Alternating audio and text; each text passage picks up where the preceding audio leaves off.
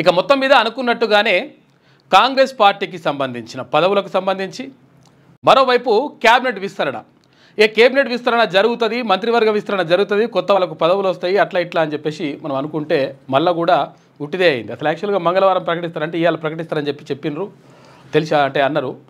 ఇంకా అది అంతా కూడా మళ్ళీ వెనక పోయింది. మళ్ళీ 30 తారీఖు వాళ్ళ వాయిదా వేసిరట. ఈ క్యాబినెట్ విస్తరణలో అంటే ఎందుకు వేయలేదు అని చెప్పేసి వాళ్ళు కారణం చెప్పినప్పుడు అక్కడ కాంగ్రెస్ పార్టీ జాతీయ అధ్యక్షుడు మల్లికార్జున ఖర్గే అందుబాటులో లేరు కాబట్టి ఇక్కడ రాహుల్ గాంధీ తర్వాత అక్కడ కేసీ వేణుగోపాల్ వీరందరూ కూడా అంటే చర్చలు జరిపినరు. ఇక్కడ ముఖ్యమంత్రి రేవంత్ రెడ్డి తోటి ఇటు టీపీసీసీ చీఫ్ మహేష్ కుమార్ గౌడ్తో చర్చలు జరిపినరు. జరిపిన తర్వాత ఒక 4 నుంచి 5 ఇస్తేనేమో ఒక్కొక్క సామాజిక వర్గానికి ఒక్కొక్క ఎస్సీకి ఒకటి, ఎస్టీకి ఒకటి, బీసీకి ఒకటి, ఇక్కడ మైనార్టీకి ఒకటి, ఇట్లా లెక్క ఒక్కొక్క ఓసీకి ఒకటి, ఇట్లా ఒక్కొక్కటిగా 5 అయితేనేమో ఒక రకంగా, 4 అయితే ఒక రకంగా, ఇట్లా ఒక రకరకాలుగా చర్చలు జరిగినాయి అంట. అయితే ఏది ఏమైనప్పటికీ మళ్ళీ ఒకసారి అంటే సంక్రాంతి అయిపోయింది, ఉగాది అయిపోయింది, మళ్ళీ ఇంకో పండుగ అయిపోయింది, లాస్ట్కి వస్తే ఇట్లా అన్నీ అయిపోయిన తర్వాత ఇప్పుడు మళ్ళీ కూడా వాయిదా పడ్డది. 30 తారీఖు నాడు మళ్ళీ ఏం చేస్తారో చూడాలి. మళ్ళీ ఒకసారి భేటీ అవుతారట. భేటీ అయిన తర్వాత దానిపైన నిర్ణయం తీసుకునేటువంటి అవకాశం ఉంటుంది. అప్పటి వరకు మంత్రివర్గ విస్తరణ జరిగే పరిస్థితి లేదు. అంటే ఇలా 27 కాబట్టి ఇంకా 3 రోజులు ఉంది. ఆ తర్వాత ఇక కాంగ్రెస్ పార్టీలో ఎవరెవరికి వర్కింగ్ ప్రెసిడెంట్లు ఇవ్వాలి అంటే రాష్ట్రానికి సంబంధించి, ఇంకా తర్వాత ఎవరు ప్రధాన కార్యదర్శిగా ఉంటారు, ఎవరు ఉపాధ్యక్షులుగా ఉంటారు, దానిపైన ఇంకా క్లారిటీ వస్తలేదంట. ఎందుకంటే ఎవరైతే ఖాళీగా ఉంటారో అంటే పదవులు లేకుండా ఖాళీగా ఉన్న వాళ్ళు కానీ, తర్వాత ఓడిపోయిన వాళ్ళు కానీ, రకరకాలుగా పార్టీలో ఉన్నటువంటి ముఖ్య నేతలకు ఆ బాధ్యతలు అప్పగించేటువంటి అవకాశం ఉంటుంది. కాబట్టి ఎవరికి ఇవ్వాలి ఏం కథ అనే దానిపైన ఇంకా క్లారిటీ రాలేదంట. అది కూడా పక్కకు పెట్టేసిండ్రు, 2 పక్కకు పోయినాయి. ఇక మరోవైపు ఇక్కడ బీఆర్ఎస్కి సంబంధించి బీఆర్ఎస్లో ఒక గట్టిగా చర్చ జరుగుతూ ఉంది. ఏమవుతుంది అంటే కవిత ఒక పార్టీ పెడుతుంది, లేకపోతే కవితను బయటకు పంపిస్తారా, బయటకు పంపిస్తే ఎట్లా, లేకపోతే కవిత పార్టీలోనే ఉంటే ఎట్లా. అసలు యాక్చువల్గా కల్వకుంట్ల కవిత ఈ లేఖ రాయడానికి కారణం ఏంటి, ఆ లేఖలో ఉన్నటువంటి విషయాలు ఏంది అని చెప్పేసి మనము అంటే గతం నుంచి మొత్తం డిస్కస్ చేస్తున్నాం. కాకపోతే ఇంకొక ఎనాలిసిస్ ప్రకారం ఏంది అంటే ఇక్కడ కల్వకుంట్ల కవిత అంటే కేటీ రామారావుకు ఇక్కడ పార్టీ అధ్యక్ష బాధ్యతలు అప్పగించే అవకాశం ఉంది అని చెప్పేసి వార్తలు వస్తూ ఉన్నాయి. అయితే ఈ నేపథ్యంలో కేటీ రామారావుకు అధ్యక్షుడిగా ఉంటే నన్ను వర్కింగ్ ప్రెసిడెంట్ ఇవ్వాలనేటువంటిది ఈ కవిత డిమాండ్గా తెలుస్తూ ఉంది. ఒకవేళ వర్కింగ్ ప్రెసిడెంట్ చేయకపోతే నేనే ఒక కొత్త పార్టీని ఏర్పాటు చేసుకుంటా, తెలంగాణ జాగృతో లేకపోతే భారత జాగృతో ఏదో ఆ జాగృతి పార్టీ లేకపోతే ఒక పార్టీని ఏర్పాటు చేసుకుంటా అనేటువంటి మాట చెప్పినట్టుగా తెలుస్తూ ఉంది. ఎందుకు ఇక్కడ సానుకూల అంశాలు కొన్ని రాసిందామే అంటే మనం క్లియర్గా చూస్తే సానుకూల అంశాలు 2 పేజీల్లో రాసింది. ఇక ప్రతికూలమైనటువంటి అంశాలు పార్టీకి వ్యతిరేకంగా ఉన్నటువంటి అంశాలు 4 పేజీలు రాసింది. మొత్తం 6 పేజీలు లేఖల 2 పేజీలు అంటే ఫేవర్గా రాస్తే 4 పేజీలు ఉల్టా రాసింది, ఆపోజిట్గా రాసింది. అయితే ఈ 4 పేజీలు ఆపోజిట్గా రాసినటువంటి విషయాలు మనం ఒకసారి చూసుకుంటే పార్టీ కార్యకర్తలను కానీ పార్టీ నేతలను కానీ అందరినీ కలవాలన్నటువంటి ఒకటి, తర్వాత అందరినీ దగ్గరికి తీయాలి, రకరకాలుగా దగ్గర తీస్తలేరు మీరు తీయాలి, భారతీయ జనతా పార్టీకి ఫేవర్గా ఉంటే మీరు మాట్లాడకపోతే ఇద్దరు కలిసి పనిచేస్తారేమో, ఇద్దరు పొత్తు పెట్టుకుంటారేమో అనేటువంటి వాదన బయటకు పోతుంది. ఇట్లా రకరకాలుగా కొన్ని అంశాలకు చర్చ తీసుకొచ్చింది. తర్వాత బీసీ రిజర్వేషన్కి సంబంధించి కూడా మీరు ఎందుకు ప్రస్తావించలేదు మీ స్పీచ్లో అని చెప్పేసి కేసీఆర్ని అడిగింది. తర్వాత ఎస్సీ వర్గీకరణకు సంబంధించి కూడా ఎందుకు ప్రస్తావించలేదు, ఈ అన్ని ప్రస్తావించినప్పుడు ప్రజలకు ఒక అనుమానం వస్తుంది అని చెప్పేసి సూచన చేసినట్టుగానే తర్వాత ఒక వ్యతిరేకంగా ఒకటి మాత్రం చేసింది. అయితే ఇక్కడ మనం గమనించాల్సింది ఏంటి అంటే ఈ వ్యతిరేకంగా చేసినటువంటి సూచనలు ఎందుకు, తర్వాత సానుకూలంగా చేసింది ఎందుకు అంటే సానుకూలంగా చేసిన విషయం ఏంటంటే ఈ సానుకూలంగా చేసిన విషయం ఏందో ఒకవేళ పార్టీలో మంచి పదవి ఏదైనా ఇస్తేనేమో సానుకూలమైన విషయాలు అంటే అవసరం వస్తాయి. ఇక ప్రతికూలమైనటువంటి విషయాలు పార్టీకి వ్యతిరేకంగా మాట్లాడినటువంటి విషయాలు ఎందుకు అవసరం వస్తాయి అంటే పార్టీలో దయ్యాలు ఉన్నారు, నువ్వు దేవుని చుట్టుపక్కల దయ్యాలు ఉన్నారు. ఎందుకంటే మళ్ళీ ఒకవేళ కవిత కనుక పార్టీ పెడితే ఆ పార్టీ చీరిపోయేటువంటి అవకాశం ఉంటుంది. మీరు చీరిపోతే కవిత వర్గం ఎవరు ఉండాలనే దానిపైన వచ్చినప్పుడు కేసీఆర్ని పొగడతలతో ముంచెత్తితే కేసీఆర్ వర్గం ఏవైతే ఉంటాయో కేసీఆర్ని అభిమానించే ఎవరైతే మనుషులు ఉంటారో వాళ్ళు తమ వైపు వస్తారనేటువంటిది కవిత ఆలోచనగా తెలుస్తూ ఉంది. అంటే అందుకని కేసీఆర్ని దేవుడు అనడం, తర్వాత చుట్టుపక్కల వాళ్ళు దయ్యాలు అనడం, కొంతమంది దయ్యాలు ఉన్నారని చెప్పేసి అనడం, ఇవన్నీ కూడా ఒక డిస్కషన్కి వస్తూ ఉంది. ఏది ఏమైనప్పటికీ మొత్తం మీద ఆమె వర్కింగ్ ప్రెసిడెంట్ ఇవ్వాలని చెప్పేసి డిమాండ్ చేస్తుందంట. పార్టీలో సముచితమైనటువంటి స్థానం కల్పించాలి, కల్పించకపోతే నేనే కొత్త కుంపటి పెట్టుకుంటా అని చెప్తే నిన్న ఇద్దరు పోయి మాట్లాడినట్ట, పెద్ద మనుషులు పోయి మాట్లాడి అట్లెందుకమ్మా లొల్లెందుకు పెడతావు, అనవసరంగా పార్టీలో లొల్లి పెడితే మళ్ళీ మొత్తం కూడా బదనాం అయిపోతుంది అని చెప్పేసి కొంతమంది ఇద్దరు పెద్దలు పోయి మాట్లాడినట్ట. మాట్లాడితే ఇంకా చర్చలు సఫలమైనయా విఫలమైనయా ఇంకేం తెలవలే. ఇంకా ఈ విషయం ఇట్లా ఉంటే ఇక ఆపరేషన్ కగార్కి సంబంధించి ఆపరేషన్ కగార్లో చనిపోయినటువంటి ఎవరైతే నంబాల కేశవరావుకు సంబంధించినటువంటి అంత్యక్రియలు మేము జరుపుకుంటామని చెప్పేసి అక్కడ నంబాల కేశవరావు కానీ, తర్వాత ఇక్కడ మావోయిస్టు పార్టీకి సంబంధించినటువంటి చనిపోయినటువంటి ఎవరైతే వాళ్ళు ఉన్నారో, మృతులు ఉన్నారో, ఆ మృతుల కుటుంబాలకు సంబంధించినటువంటి వాళ్ళు వచ్చిండ్రు. వచ్చేసి మాకు ఆ డెడ్ బాడీని అప్పగించండి, మేము అంత్యక్రియలు చేసుకుంటామంటే అక్కడ భద్రతా బలగాలు ఈ నంబాల కేశవరావుకు సంబంధించినటువంటి మృతదేహం కానీ, తర్వాత మావోయిస్టులకు సంబంధించినటువంటి మృతదేహాలు కానీ వాళ్ళకి ఇవ్వలేదు. కుటుంబ సభ్యులకు ఇవ్వాలనేటువంటిది ఇక్కడ ఏది ఆల్రెడీ సుప్రీంకోర్టు కూడా చెప్పింది, తర్వాత ఏపీ హైకోర్టు కూడా చెప్పినటువంటి మాట. కానీ దానికి విరుద్ధంగా వీళ్ళు తీసుకొని పోయిరని చెప్పేసి ప్రజా సంఘాలన్నీ కూడా పోరాటం చేస్తూ ఉన్నాయి, ప్రజా సంఘాలు అన్ని కూడా గలమెత్తుతూ ఉన్నాయి. ఎందుకు వీళ్ళ కుటుంబ సభ్యులకు ఆ డెడ్ బాడీలను అప్పచెప్పలేదని అని చర్చకు వచ్చినప్పుడు నంబాల కేశవరావు అంటే ప్రశాంతంగానే ఉండే ఆయనని హాస్పిటల్కి పోతే హాస్పిటల్లో కావాలని చెప్పేసి ఆయన తీసుకుపోయి కాల్చి చంపేసిండ్రు. ఆయననే కాదు, ఈ 27 మంది కొంతమంది ఉన్నారు కదా, వాళ్ళందరినీ కూడా కాల్చి చంపేసిండ్రు. అయితే ఈ 27 మంది తర్వాత ఈ నంబాల కేశవరావు దొరకడానికి కారణం ఏంటంటే కొంతమంది లొంగిపోయినటువంటి ఎవరైతే మావోయిస్టులు ఉన్నారో ఆ లొంగిపోయిన మావోయిస్టులు సమాచారం ఇవ్వడం ద్వారా, ద్రోహం చేయడం ద్వారా వీళ్ళు చనిపోవడం జరిగింది. అయితే చనిపోయినరు ఓకే, దానికి సంబంధించి అంటే ఇటువంటివి అంటే మావోయిస్టుల్లో పోయినప్పుడు తర్వాత ఇక్కడ భద్రతా బలగాలకు తర్వాత ఇవన్నీ కూడా జరగడం, లేకపోతే వాళ్ళని తీసుకుపోయి ఎన్కౌంటర్ చేయడం, ఇవన్నీ కూడా జరుగుతాయి. మరి జరిగిన తర్వాత కూడా శవాన్ని చూస్తే కూడా ఎందుకు భయపడతా ఉన్నారు అంటే ఆ భయపడే దాంట్లో భాగంగానే కనీసం వాళ్ళ కుటుంబ సభ్యులకు ఆ మృతదేహాలని అందించలేదు అని చెప్పేసి వాళ్ళు ఆరోపిస్తున్నటువంటి పరిస్థితి. మొత్తం మీద నిజంగా కూడా వాళ్ళకి ఇవ్వాల్సింది. కానీ ఒకవేళ వాళ్ళ కుటుంబ సభ్యులకు ఇస్తే ఈ ప్రజా సంఘాలు లేకపోతే ఆ కుటుంబ సభ్యులు కలిసి హాస్పిటల్ తీసుకుపోయి నిజంగా ఏం జరిగిందని చెప్పేసి ఒకవేళ పోస్ట్మార్టం నిర్వహిస్తే ఆ పోస్ట్మార్టంలో ఏమని తేలుతుంది, వీళ్ళు ఎదురుకాల్పుల్లో చనిపోలేదు, తీసుకొచ్చేసి డైరెక్ట్ కాల్చి చంపారు అనేటువంటి విషయం బయటపడుతుంది. కాబట్టి అందుకనే వీళ్ళని తీసుకుపోయి దహన కార్యక్రమాలన్నీ కూడా భద్రతా బలగాలు నిర్వహించేసినాయి, వాళ్ళు కావాలని చేసింది అనేటువంటిది వాళ్ళు చేస్తున్నటువంటి ఆరోపణ. దానికి సంబంధించి లేఖలు కూడా వస్తూ ఉన్నాయి. ఇట్లా ఇది ఇలా ఉంటే మొత్తం మీద వర్షాలు మాత్రం బీభత్సంగా వస్తూ ఉన్నాయి. ముంబైలో 107 సంవత్సరాల తర్వాత అంటే 107 సంవత్సరాల క్రితం ఎంతైతే వర్షం కురిసిందో అంతకు మించి నిన్న ముంబైలో భారీ వర్షం కురిసింది. అటు కేరళలో కూడా భారీ వర్షాలు కురిసినాయి, ఆ తర్వాత తమిళనాడులో కురిసినాయి. నిన్న అంటే వాతావరణ శాఖ చెప్తున్న ప్రకారం నిన్న నైరుతి ఋతుపవనాలు తెలంగాణకు ఇటు ఏపీకి అంటే తెలుగు రాష్ట్రాలకు ప్రవేశించినాయి. కాబట్టి ఇప్పటి నుంచే వర్షాలు ఉంటాయి. అంటే ఇది అసలు యాక్చువల్గా అంటే 107 సంవత్సరాల తర్వాతనే ముంబైలో అట్లా వర్షాలు కురిస్తే తర్వాత ఒక 70-80 సంవత్సరాల తర్వాత అంటే ఇట్లా వాతావరణ మార్పులు అనేటువంటి కనిపిస్తూ ఉన్నాయి. ఎప్పుడు కూడా జూన్ మాసంలో వర్షాలు కురుస్తాయి. కాకపోతే అంటే మేలోనే అంటే రోహిణి కార్తీ అంటారు. రోహిణి కార్తీ అంటే రోణిలో రోకాలు వలుగుతాయి అని అంటారు. అంటే అంత ఎండ కొడుతుంది, అంత వేసవి ఉంటుంది అని చెప్పి, తాపం ఉంటుందని చెప్పేసి అనుకుంటారు. కానీ ఇప్పుడు కూడా వర్షాలు పడడం అనేటువంటిది కొంత వాతావరణ మార్పుల్లో భాగంగా కనిపిస్తుంది అని చెప్పేసి వాతావరణ శాఖ నిపుణులు చెప్తా ఉన్నారు. ఇంకా చాలా విషయాలు ఉన్నాయి మనం మాట్లాడుకోవాలి. తర్వాత కరోనా మళ్ళీ కూడా భారతదేశంలోకి ప్రవేశించింది. అందులో హైదరాబాద్లో కూడా కొన్ని కేసులు నమోదవుతున్నట్టుగా తెలుస్తూ ఉంది. కాబట్టి అప్రమత్తంగా ఉండండి. అంటే దానికి భయపడాల్సిన అవసరం లేదు, కానీ కాకపోతే ఏంటంటే మనం ముందస్తు జాగ్రత్తలు తీసుకోవడం మాత్రం 100% అవసరము.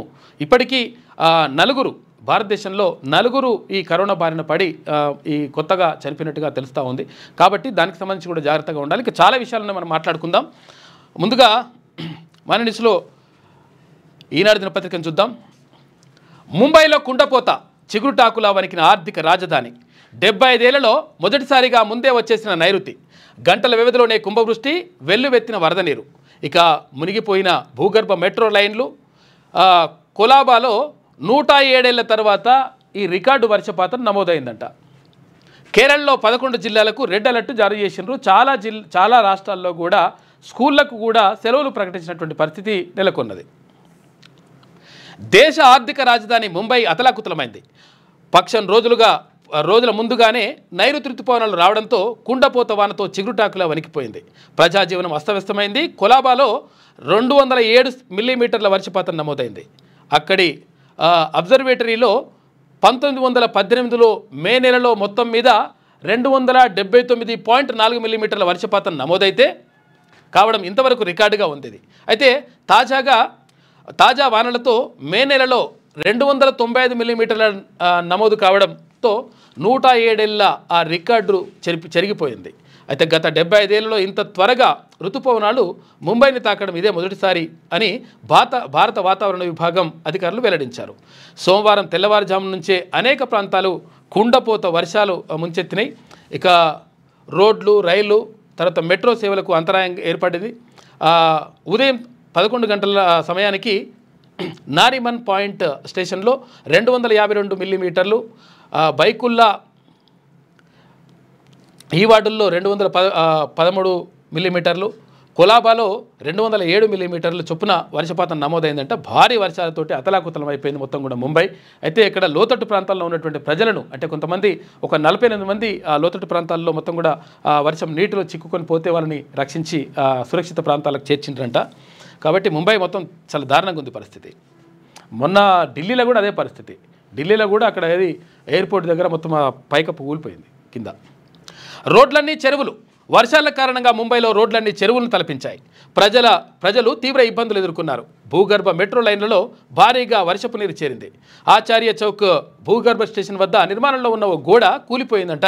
మొత్తం కూడా దారుణమైనటువంటి పరిస్థితి ఉంది ముంబైలోని మతుంగాలో గాంధీ మార్కెట్ రహదారిపై చేరిన వరద నీటిలోనే వెళ్తున్న వాహనాలని చెప్పేసి ఇక్కడ చూసుకోవచ్చు మనము.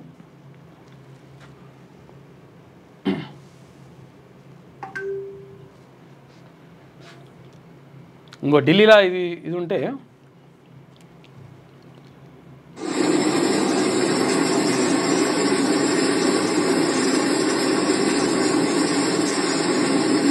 ఇంకో ఇట్లా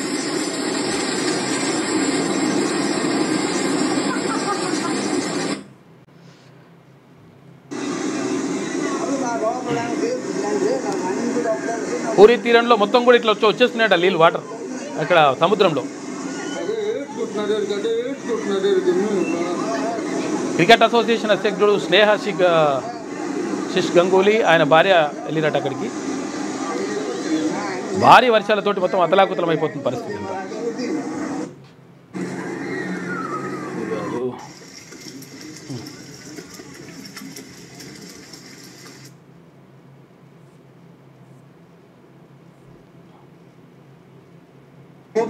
from Scotland.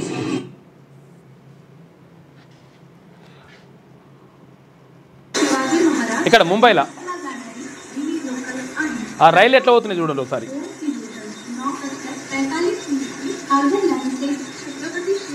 నీళ్ళనే పోతున్నాయి ట్రైన్లు కూడా వర్షం నీళ్ళనే వెళ్ళిపోతున్నాయి.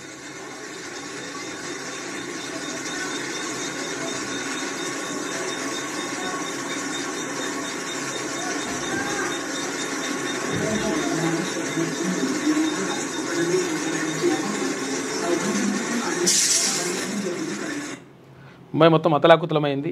దారుణమైనటువంటి పరిస్థితులు అక్కడ ఉన్నాయి. ఇక తెలంగాణలోకి ఋతుపవనాలు 2 వారాల ముందే ఆగమనం. రాష్ట్రమంతటా ఓ మోస్తరు వర్షాలు.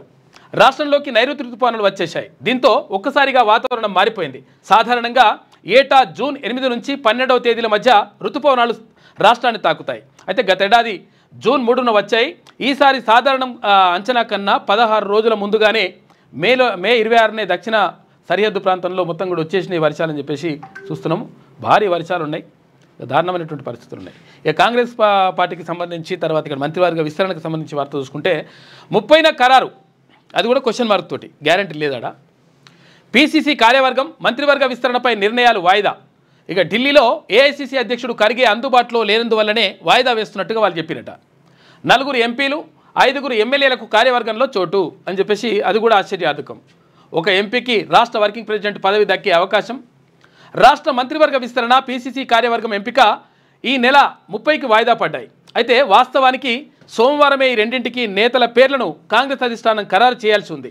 దీనిపై పార్టీ జాతీయ ప్రధాన కార్యదర్శి కేసీ వేణుగోపాల్తో ఆది సోమవారాల్లో సీఎం రేవంత్ రెడ్డి, పీసీసీ అధ్యక్షుడు మహేష్ కుమార్ గౌడ్ కీలక చర్చలు జరిపారు. ఇక రాహుల్ గాంధీతో మహేష్ కుమార్ గౌడ్ భేటీ అయ్యారు. కాంగ్రెస్ జాతీయ అధ్యక్షుడు ఖర్గే సోమవారం ఢిల్లీలో అందుబాటులో లేనందున ఎంపిక నిర్ణయాన్ని 30కి వాయిదా వేసినట్టు తెలుస్తోంది.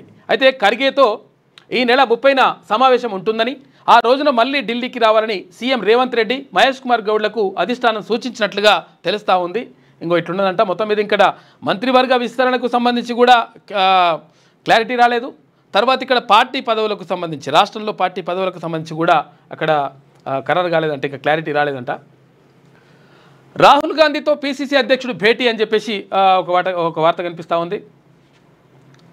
విద్యాశాఖకు కమాండ్ కంట్రోల్ సెంటర్ ఏర్పాటు చేస్తారట. ఇప్పటివరకు అయితే ఇక్కడ పోలీస్ శాఖకు సంబంధించి కమాండ్ కంట్రోల్ సెంటర్ ఉండే, దాని ద్వారా మొత్తం కూడా అంటే హైదరాబాద్ సరౌండింగ్లో మొత్తం జిహెచ్ఎంసీ పరిధిలో సీసీ కెమెరాలు ఏర్పాటు చేసేసి అక్కడి నుంచే పర్యవేక్షిస్తున్నారు అని చెప్పేసి, ఏ క్షణము ఎక్కడ ఏం జరిగినా కానీ ఈజీగా తెలిసిపోతుందని చెప్పేసి అంటుండే. అయితే ఇది పోలీసు శాఖకే కాకుండా, పోలీసు వ్యవస్థకు మాత్రమే కాకుండా ఇది విద్యాశాఖకు కూడా చేయాలని చెప్పేసి భావిస్తున్నారంట. అన్ని రకాల గణాంకాలు, పథకాలకు కేంద్రీకృత డాష్ బోర్డ్ అంట. తొలి విడతలో 8 విభాగాల పనులు పూర్తి. పోలీస్ శాఖ కమాండ్ కంట్రోల్ సెంటర్ తరహాలో పాఠశాల విద్యాశాఖకు విద్యా సమీక్షా కేంద్రం అందుబాటులోకి రానుంది. పాఠశాల విద్యాశాఖ డైరెక్టరేట్లో నెలకొల్పిన ఈ కేంద్రం నుంచే రాష్ట్ర వ్యాప్తంగా పాఠశాలల వివరాలు, విద్యార్థులు, ఉపాధ్యాయుల హాజరు, వివిధ రకాల పథకాలను పర్యవేక్షించవచ్చు. ఈ కేంద్రీకృత డాష్ బోర్డు ఉన్నందున పర్యవేక్షణలో పాటు సమస్త వివరాలను కూడా విశ్లేషించేందుకు ఇది ఉపయోగపడుతుందని చెప్పేసి అనుకుంటున్నట్ట. విద్యాశాఖ కూడా కమాండ్ కంట్రోల్ సెంటర్ ఏర్పాటు చేస్తున్నారు. ఇక కేటీఆర్కు అవినీతి నిరోధక శాఖ నోటీసులు జారీ చేసింది. ఫార్ములా ఈ కేసులో 28వ విచారణకు రావాలని చెప్పేసి పిలుపు. విదేశీ పర్యటన కారణంగా ఆ రోజు హాజరు కాలేదని చెప్పేసి అక్కడ కేటీ రామారావు అంటుండట. ఎందుకంటే 1 తారీఖు నాడు అక్కడ బీఆర్ఎస్ సభ ఇక్కడ అమెరికాలో ఉన్నది. అందుకని చెప్పేసి రేపు అంటే 28వ తారీఖు నాడు రేపు ఇక్కడ అమెరికాకు బయలుదేరుతుండు. ఈ నేపథ్యంలో అవినీతి నిరోధక శాఖ జారీ చేసినటువంటి ఆ ఉత్తర్వులకు నేను రాలేండి సార్, నేను తర్వాత వస్తా, నేను ఇప్పుడైతే ఆడదాకా పోయేస్తా అని చెప్పిండట అమెరికాకు. ఫార్ములా ఈ రేసు కేసు దర్యాప్తులో భాగంగా మాజీ మంత్రి, భారత కార్యనిర్వాహక అధ్యక్షుడు కేటీఆర్కు అవినీతి నిరోధక శాఖ మరోమారు నోటీసులు జారీ చేసింది. ఈ నెల 28వ తేదీన తమ ఎదుట విచారణకు హాజరు కావాలని పేర్కొంది. అయితే విదేశీ పర్యటన కారణంగా ఆ రోజు హాజరు కాలేలని, తిరిగి వచ్చిన తర్వాత హాజరవుతానని కేటీ రామారావు రాతపూర్వకంగా సమాధానం ఇచ్చారు.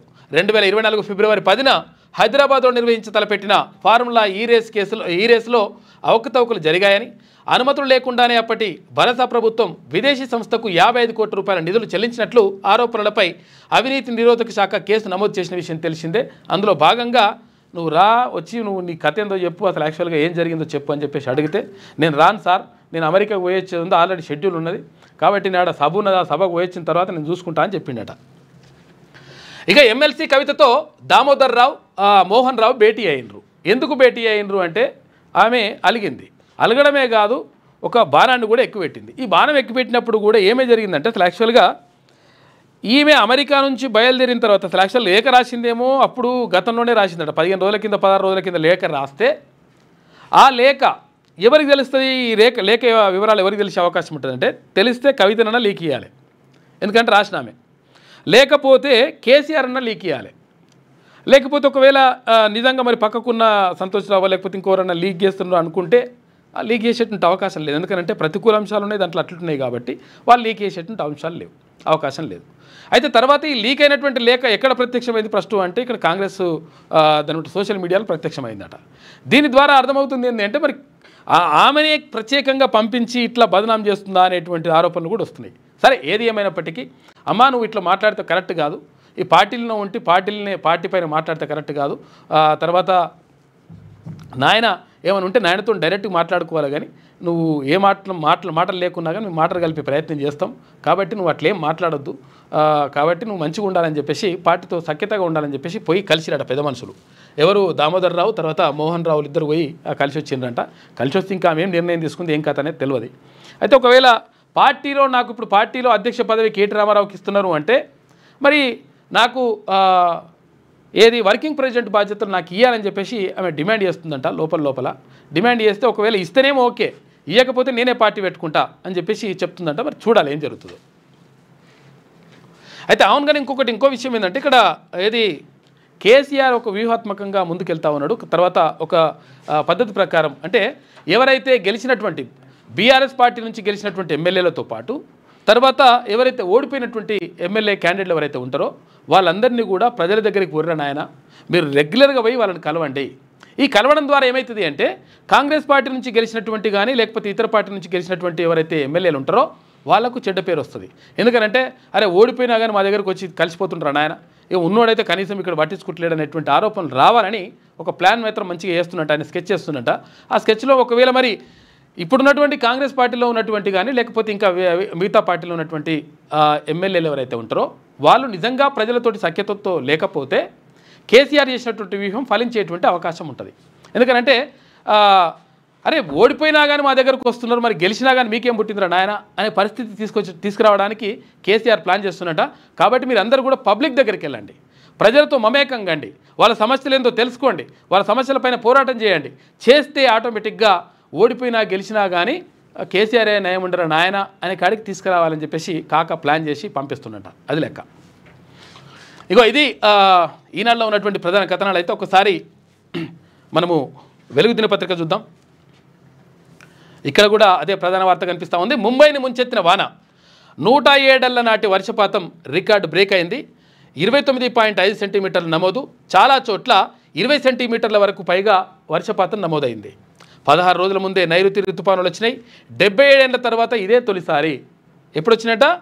16 రోజుల ముందే. అంటే అసలు యాక్చువల్గా జూన్లో రావాల్సిన, జూన్ మధ్యలో అసలు యాక్చువల్గా ఎండాకాలం సెలవులు ఎప్పుడు దాకిస్తారు అంటే ఎప్పుడైనా కానీ ప్రతి సంవత్సరం ఎండాకాలం సెలవులు పిల్లలకు స్కూల్ పిల్లలకు ఎప్పుడు దాకిస్తారంటే జూన్ 12వ తారీఖున రీఓపెనింగ్ అంటారు. ఒక్కోసారి కొంచెం అప్పుడు కూడా ఎండలు కొడతాయి కొన్ని, ఒక్కోసారి అట్లా జరిగినప్పుడు మళ్ళీ ఒక 4 రోజులు మళ్ళీ ఒక 5 రోజులు అట్లా పెంచుకుంటూ పోతారు సెలవుని. అట్లా జరిగిన సందర్భాలు కూడా ఉన్నాయి. అయితే జూన్ 12 అట్లా వాళ్ళ ఉద్దేశం ఏంటి అంటే అప్పటి వరకు కొంతవరకు నైరుతి ఋతుపానులు వస్తాయి.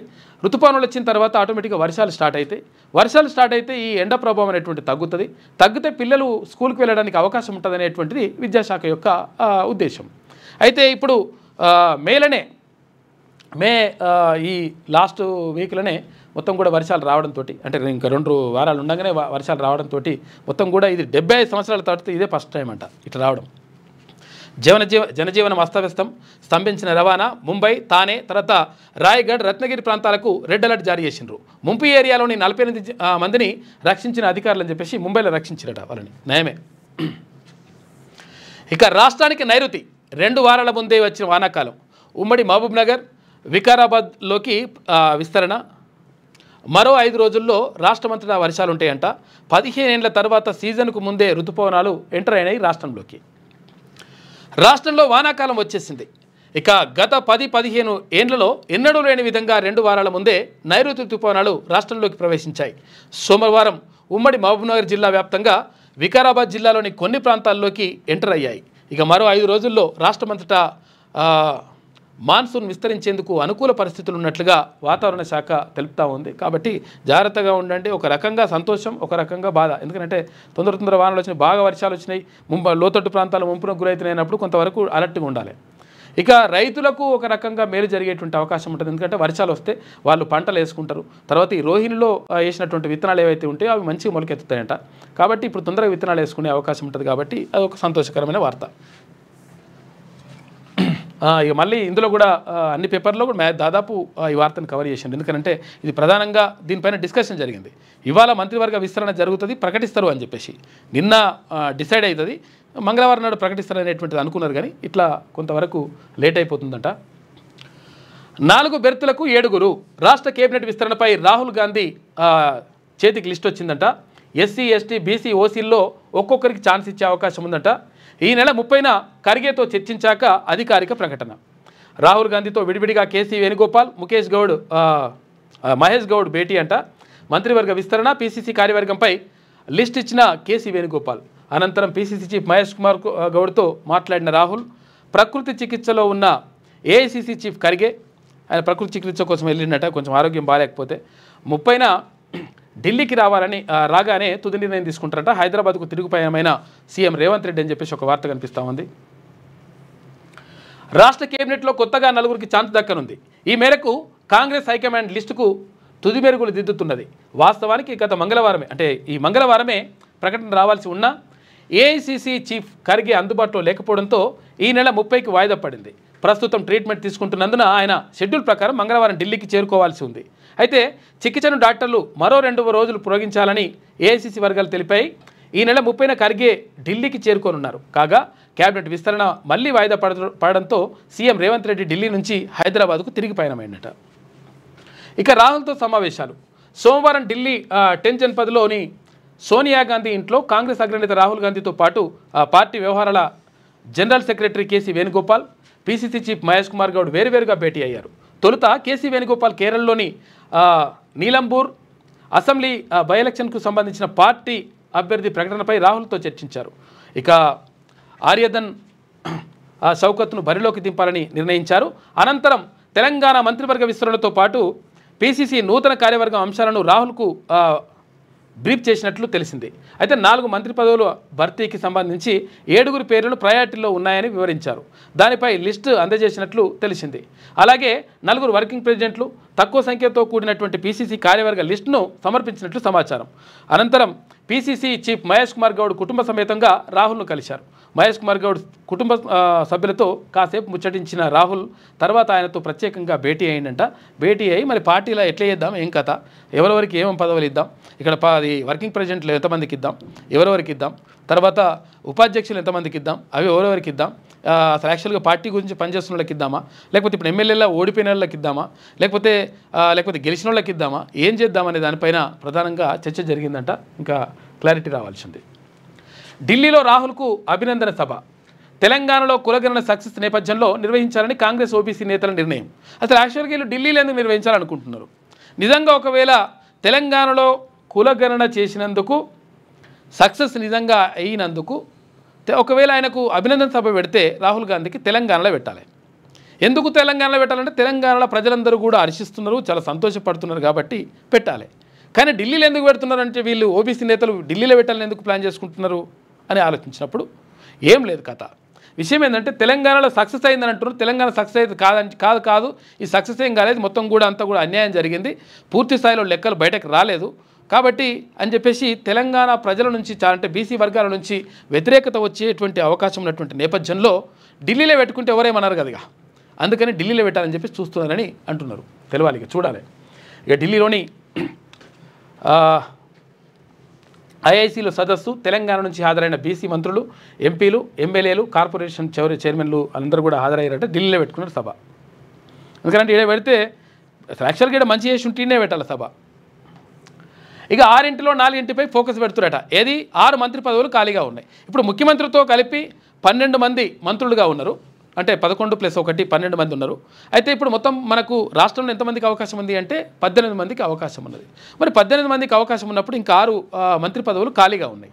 ఈ 6 మంత్రి పదవులు ఖాళీగా ఉంటే ఇప్పుడు ఎట్లా ఎన్ని నింపుదామో ఇంకా అనుకున్నప్పుడు 6 నింపేస్తే ఏమవుతుందంటే ఎప్పుడన్నా ఎవరైనా చేరడానికి వచ్చినప్పుడు లేకపోతే ఇంకా ఎవరికైనా ఆశ పెట్టడానికి ఉంటే 1 2 ఖాళీగా పెట్టినాం అనుకో, ఖాళీగా పెడితే ఏమవుతుందంటే అది ఏమన్నా కొంచెం అటు ఇటు ఏమైనా అవుతుంటే ఎందుకు టెన్షన్ పడుతున్నావు, ఆయనకి మంత్రి పదవి అట్లా రెడీగా ఉన్నది ఇస్తామని చెప్పేసి ఒక ఆశ పెట్టి అట్లా చూపిస్తారనమాట. అందులో భాగంగా 2 పదవులు అట్లా పెడతారంటే 1 2 అట్లా దగ్గర పెట్టుకొని మిగతా 4 లేదా 5 నింపేటువంటి అవకాశం ఉందంట. ప్రస్తుతం రాష్ట్ర కేబినెట్లో ముఖ్యమంత్రితో కలిపి 12 మంది మంత్రులు 12 మంది ఉన్నారు. 18 మంది వరకు ఉండొచ్చు. అయితే 6 బెర్తులు ఖాళీగా ఉండగా ఇప్పుడు 4 పదవులకు భర్తీ చేయాలని భావిస్తున్నారు. ఈ 4ంటిని ఎస్సీ, ఎస్టీ, బీసీ, ఓసీల్లో ఒక్కొక్కరికి కేటాయించనున్నారు. అయితే వీటికి 7గురి పేర్లు పరిశీలనలో ఉన్నాయి. ఇందులో కొందరి పేర్లు దాదాపు ఖరారైనట్లు తెలిసిందట. ఒకవేళ 5వ బెర్త్ కూడా భర్తీ చేయాల్సి వస్తే అప్పటి వరకు ప్రాతినిధ్యం లేని మైనార్టీకి కేటాయించాలని ఆలోచిస్తున్నారట. ఇందుకు 3 పేర్లు వినిపిస్తున్నాయి. అయితే తాత్కాలికంగా ఈ 5వ బెర్త్ భర్తీని ఆపాలని కాంగ్రెస్ అధిష్టానం భావిస్తున్నట్టుగా తెలుస్తూ ఉంది. ప్రస్తుతం ఉన్న మంత్రుల్లో ఒక ఓసీని డ్రాప్ చేసి మరో ఓసీకి అవకాశం కల్పించాలన్న ఆలోచనలో కూడా ఉన్నట్టుగా తెలుస్తూ ఉందంట. మరి ఆ ఓసీని ఎవరు డ్రాప్ చేస్తారు, ఆ ఓసీలో ఉన్నటువంటి అంటే మంత్రులు ఎవరైతే ఉంటారో అందులో నుంచి ఒకరు తీసేసే అవకాశం ఉందంట. మరి ఎవరిని తీసేస్తారు, ఎవరిని పెడతారు అనే దానిపైన కూడా డిస్కషన్ జరుగుతుంది, చూడాలి. ఇక పుతిన్కి పిచ్చి పట్టిందట. ఈయనకి పిచ్చి పట్టిందో మరి పుతిన్కి పిచ్చి పట్టిందో తెలుస్తలేదు, కానీ ఈయన తీసుకున్న నిర్ణయాలు మాత్రం ఆగమాగా ఉంటున్నాయి. ఎవరు? ట్రంప్. కాకపోతే ఏంటంటే ఈయన చెప్తుంది ఏంటంటే పుతిన్కి పిచ్చి పట్టిందని అంటున్నాడు ఈయన. పాపం 83 ఏళ్ళలో ఉన్నాడు పెద్ద మనిషి, మరి అట్లా ఆగమాగా ఉంటుంది కథ. ఉక్రెయిన్పై భీకర దాడులు చేస్తున్న రష్యాపై ట్రంప్ సీరియస్ అయ్యారు. రష్యా అధ్యక్షుడు పుతిన్కు పిచ్చి పట్టిందని, అమాయకులను అకారణంగా చంపుతున్నారని ఫైర్ అయ్యారు. ఆయన తీరు ఏమాత్రం బాగలేదని, తనకు నచ్చడలేదని పేర్కొని, నీకు నచ్చితే ఏం లాభం, నచ్చకుంటే ఏం లాభం. రష్యా ఎప్పుడైనా కానీ అమెరికాకు వ్యతిరేకంగానే నడుస్తుంది. ఇప్పుడు కాదు, మొదటి ప్రపంచ యుద్ధం, రెండో ప్రపంచం, అన్నిటి ఎక్కడ చూసినా కానీ అమెరికాకు రష్యాకి ఎప్పుడు పడదు. ఎందుకంటే రష్యా సామ్యవాద భావాలతో కూడుకున్నటువంటి వ్యవస్థ, అమెరికా ఏందో పెట్టుబడిదారీ వ్యవస్థతో కూడుకున్నటువంటి వ్యవస్థ. ఇక్కడ పెట్టుబడిదారులకు ఎక్కువ అవకాశం ఉంటుంది. అక్కడ సామ్యవాద భావాలతోటి ప్రజల భాగస్వామ్యం ఉండాలి ప్రభుత్వంలో అని చెప్పేసి వాళ్ళు అక్కడ కోరుకుంటారు. కాబట్టి రష్యాకు దీనికి అమెరికాకు చాలా డిఫరెన్స్ ఉంటుంది, అంటే వైరుధ్యమైనటువంటి భావాలు ఉంటాయి. కాబట్టి నువ్వు కితాబ్ ఇచ్చినా ఇవ్వకపోయినా వాళ్ళు ఏం లైట్ తీసుకుంటారు. ఇక జ్యోతి మల్హోత్రాకు పాక్లో వివిఐపి ట్రీట్మెంట్ ఇచ్చిందట. జ్యోతి మల్హోత్రా అంటే ఎవరు? ఈ గూఢచర్య అంటే మన యూట్యూబ్ ఛానళ్ళు పెట్టి ఆ తర్వాత ఇక్కడ ఉన్నటువంటి భారతదేశానికి సంబంధించినటువంటి రక్షణకు సంబంధించినటువంటి విషయాలతో పాటు ఇక్కడ ఉన్నటువంటి కీలక స్థావరాలకు సంబంధించినటువంటి అంశాలను యూట్యూబ్లో ఒక వీడియోలు చేసేసి ఆ వీడియోలు మంచిగా కనిపించేటట్టుగా అక్కడ పాక్కు చేరవేస్తుందంట. గూఢచారిగా అట్లా వ్యవహరిస్తున్నటువంటి ఆరోపణ పైన. కాబట్టి ఈ వేస్ట్ ఫెలోకి అక్కడ మస్తు గౌరవం ఉందట. వివిఐపి ట్రీట్మెంట్ చేసిరట ఏడా పాకిస్తాన్లో గతంలో. గూఢచర్యం కేసులో అరెస్ట్ అయిన యూట్యూబర్ జ్యోతి మల్హోత్రా వ్యవహారంలో మరో కీలక విషయం వెలుగులోకి వచ్చింది. పాక్లో ఆమెకు వివిఐపి ట్రీట్మెంట్ అందిందని, విమానంలో ఫస్ట్ క్లాస్ ప్రయాణంతో పాటు ఖరీదైన హోటల్లో బస చేసిందని తేలిందట. అక్కడ మొత్తం మంచి అది ఉందంట లెక్క ఈమెకు. Obvious, I'm from Scotland, UK, Scotland. Oh, Yeah, okay. just making a little YouTube video. Acha. It's your first time in Pakistan? No, about 5 times. 5 times? Yeah. How will you feel about Pakistan? I love it. Pakistan Zindabad. That's great. పాకిస్తాన్లో ఇది India? Have you ever come to India? VIP treatment అక్కడ. I'm from India. You're from India? Yes. All right, okay. Yeah. What do you think of Pakistan hospitality? Yeah? What do you think of Pakistan hospitality? It's great. Yeah. I'm loving. Nice, yes, there. You got Indian vloggers here. ఇట్లా Oh my god, this is chaos. పాకిస్తాన్తో వాళ్ళతోటి మంచిగా ఉన్నదంట ఈ waste fellow ఉండి అక్కడ VIP treatment ఇవ్వకు. ఎందుకంటే ఇక్కడ గూఢచర్య అంటే ఇక్కడికి సంబంధించినటువంటి అంశాలను ఏవైతే దాయాలనో, ఏవైతే బయటకు చెప్పకూడదు అటువంటి అంశాలని పాకిస్తాన్కి చేరవేసిందంట ఈ వేస్ట్ ఫెలో. ఇప్పుడు 14 రోజులు రిమాండ్ చేసిండ్రు. అందులో వన్లో పడున్నది, కానీ ఆమెకు అట్లున్నదట కథ. ఆడ ఫ్లైట్లలో తిరుగుడు, ఇవన్నీ చేసుడు, అట్లుందట కథ. ఇక ముంబైపై కింగ్స్ విజయం. పంజాబ్ కింగ్స్ క్వాలిఫైయర్ 1 మ్యాచ్కు క్వాలిఫై అయిందంట. సోమవారం జరిగిన మ్యాచ్లో 7 వికెట్ల తేడాతో ముంబైని ఓడించింది. తొలుత ముంబై 20 ఓవర్లలో 184 స్కోర్ చేయగా పంజాబ్ 18.3 ఓవర్లలోనే 187 రన్స్ చేసిందట. దయ్యాల నాయకుడు దేవుడా అని చెప్పేసి అడుగుతున్నాడు బట్టి విక్రమార్క. ఎందుకనంటే మా నాయనేమో దేవుడు, తర్వాత చుట్టుపక్కల దయ్యాలు ఉన్నాయంటే మరి దయ్యాలకు నాయకుడు దేవుడు ఎట్లయితాడు? మరి ఆయన కూడా దయ్యమే కావాలి కదా, లేకపోతే పక్కకున్న దేవుళ్ళు అంట కావాలి, ఏదో ఒకటి కావాలి కదా. 2023 ఎన్నికల్లో ప్రజలు ఆ దయ్యాలను వదిలించుకున్నారు. 100 మంది కేసీఆర్లు అడ్డం పడ్డా రాష్ట్ర ప్రగతి ఆగదు అని చెప్పేసి డిప్యూటీ సీఎం బట్టి విక్రమార్క అంటున్నాడు. ప్రజలు బాగుపడుతుంటే కేసీఆర్కు దుఃఖం వస్తున్నది. ఇక ఉద్యోగులకు 10,000 కోట్ల రూపాయల బకాయిలు పెట్టిపోతే మేము 8,000 కోట్ల రూపాయలు క్లియర్ చేశాం. ఇతర రాష్ట్రాలకు విద్యుత్ అమ్మే స్థాయికి తెలంగాణ ఎదుగుతుందని ధీమా. ఇక నాగర్ కర్నూలు జిల్లా గట్టు తుమ్మేన్లో 2 కొత్త సబ్స్టేషన్లు ప్రారంభోత్సవం చేసిండట. మరో 5 సబ్స్టేషన్లకు శంకుస్థాపన కూడా చేసిండు. కేసీఆర్ చుట్టూ దయ్యాలున్నాయని ఆయన కూతురు కవిత ఇప్పుడు అంటున్నది. అయితే ఈ విషయాన్ని రాష్ట్ర ప్రజలు 2023లోనే గుర్తించి ఎన్నికల్లో ఆ దయ్యాలను వదిలించుకున్నారు. ఆ దయ్యాలకు నాయకత్వం వహించిన కేసీఆర్ దేవుడు ఎట్లయితాడో చెప్పాలి అని డిప్యూటీ సీఎం బట్టి విక్రమార్క ప్రశ్నించారు. బీఆర్ఎస్ దయ్యాలను తెలంగాణ రాష్ట్ర సరిహద్దుల అవతలికి తరిమి కొట్టే సమయం వచ్చిందన్నారు. సోమవారం నాగర్ కర్నూలు జిల్లా అచ్చంపేట నియోజకవర్గంలోని గట్టు తుమ్మేన్ గ్రామంలో 2 కొత్త సబ్స్టేషన్లు నిన్న ప్రారంభించిండు. ఇక విద్యుత్ కార్మికులకు ₹1 కోటి ప్రమాద బీమానంట. దేశ చరిత్రలో ఇది రికార్డ్ అని చెప్పేసి డిప్యూటీ సీఎం బట్టి విక్రమార్క అంటున్నాడు. నిజంగా కూడా విద్యుత్ కార్మికులు ఎప్పుడు కూడా ప్రమాదపు టంచుల్లోనే ఉంటారు. ప్రమాదం అంటే వాళ్ళకి ఎప్పుడు నిజంగా కూడా అంటే మనం అనుకుంటాం అసలు యాక్చువల్గా విద్యుత్ చిన్న వైరైన తేలుతునో లేకపోతే చిన్న వైరైన ఇట్లా కనిపిస్తేనే చాలా భయానికి గురవుతారు. లేకపోతే చిన్న ఇట్లా ఇట్లా ఇట్లా కొంచెం ఇట్లా చంపుకొని అంటేనే అంటే అక్కడ కొంచెం వెలుగు వస్తేనే స్పార్క్ అయితేనే మనం చాలా భయపడిపోతాం. కాకపోతే అంటే వాళ్ళు విద్యుత్ కార్మికులు నిజంగా కూడా ఎప్పుడు దినదిన గండంగా ఉంటుంది వాళ్ళ పరిస్థితి. నిజంగా కూడా వాళ్ళు అంటే మనం వాళ్ళని 100% మెచ్చుకోవాలి. ఎందుకంటే సబ్స్టేషన్లు కానీ లేకపోతే పెద్ద పెద్ద వైర్లు అంటే ఇప్పుడు జెన్కో కానీ లేకపోతే ఏపీ అంటే తెలంగాణ జెన్కో కానీ లేకపోతే ఇవి ఉంటాయి కదా. అంటే వీటికి సంబంధించి వాళ్ళు విద్యుత్ ఉత్పత్తికి సంబంధించి వాళ్ళు కార్మికులుగా పనిచేస్తూ ఉంటారు, అక్కడ ఉద్యోగులుగా పనిచేస్తూ ఉంటారు. తర్వాత వీటిని పంపిణీ చేసేటువంటి కార్యక్రమాల్లో కూడా వాళ్ళు పనిచేస్తూ ఉంటారు. ట్రాన్స్కో కానీ తర్వాత జెన్కో కానీ అయితే ఇవన్నీ కూడా పనిచేస్తూ ఉంటారు. పనిచేస్తుంటే వాళ్ళు ఎప్పుడు కూడా ఏ క్షణం ఏం జరుగుతుందో తెలియనటువంటి పరిస్థితి ఉంటుంది. ఎందుకంటే కొంతమంది స్తంభాలు ఎక్కుతారు, స్తంభాలు ఎక్కేసి వైర్లు ఏమైనా తెగిపోతే అన్నింటిని కూడా క్లియర్ చేస్తుంటారు. ఒక్కోసారి అనుకోకుండా దన్మని ఇట్లా షార్ట్ సర్క్యూట్ వచ్చేసి చాలామంది స్తంభాలపైన చనిపోయినటువంటి పరిస్థితి ఉన్నది. కాబట్టి ఎప్పుడు కూడా దినదిన గండంగా ఉంటుంది, ప్రమాదపు అంచుల్లో ఉంటారు. కాబట్టి 100% విద్యుత్ ఉద్యోగులకు ఈ భద్రత అనేటువంటిది ఉండాలి. తర్వాత ఈ బీమా అనేటువంటిది కల్పించడం ఎంతైనా కూడా అవసరం వాళ్ళకు. ఎందుకంటే దినదిన గండంగా ఉన్నటువంటి విద్యుత్ కార్మికులకు 100% ఇది అవసరం. ఇక నంబాల డెడ్ బాడీకి అంత్యక్రియలు. ఇక నంబాల కేశవరావు ఉన్నాడు కదా, ఆయన అది మావోయిస్ట్ పార్టీ అగ్రనేత, ఆయనకు అంత్యక్రియలు చేసిరట. వాళ్ళకి ఇయ్యలే, కుటుంబ సభ్యులకు ఇయ్యలే. మృతదేహం అప్పగించని నారాయణపూర్ పోలీసులు తెలుగు రాష్ట్రాలకు చెందిన 8 డెడ్ బాడీలను దహనం వాళ్ళే చేసిరట.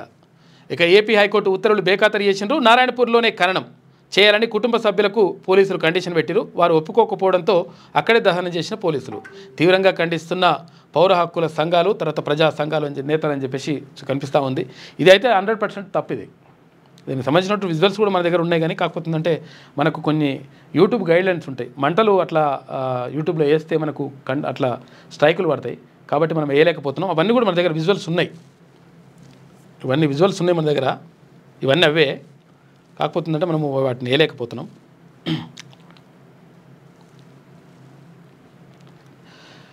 ఇక పట్టుకుని కాల్చి చంపారని చెప్పేసి వీళ్ళు ఆరోపిస్తూ ఉన్నారు. ఎవరు ప్రజా సంఘాలు కానీ తర్వాత కుటుంబ సభ్యులు కానీ.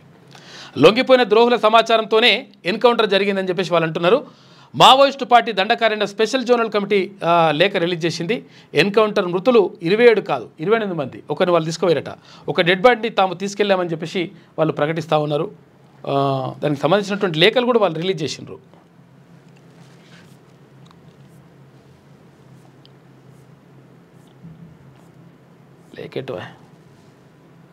రిలీజ్ చేసిండ్రు.